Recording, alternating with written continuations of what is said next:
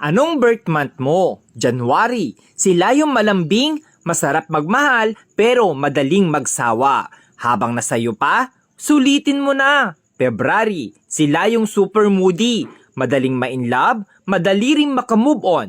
Sweet, ma-effort, lalo na pag mahal niya talaga. March. Sila yung malambot ang puso, madaling lambingin, masarap mahalin, pero grabe kung magalit, mabilis mag-move on.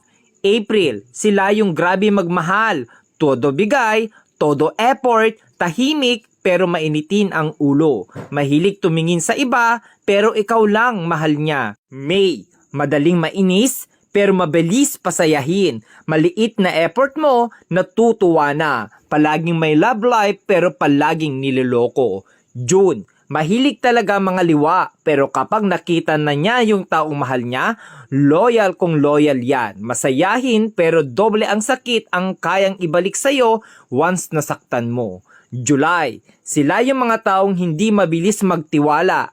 Handang masaktan, mapasaya ka lang. Slowly, iyakin, emotional, mahilig magtampo. August, joker, abnormal, pero may tinatagong problema. Masarap kasama, masayahin, hindi showy, sakto lang magmahal. September, stick to one, loyal pero madalas lokohin kaya matigas ang puso. Masarap maglambing, mabait pero demonyo magalit. October, pag pinakita mong sa kanya ka lang at sayo lang din siya, pero pag niloko mo, mas maloko yan sayo. Mapang-asar pero siya yung napipikon. November, hindi mabilis magka-move on sa isang bagay. Marupok, madamdamin, umiiyak ng patago pero kakayanin. December, malibog, joker, mabait, loyal, di ka iiwan, sila rin yung ipaglalabang ka. Hindi sa kanila uso ang salitang suko na.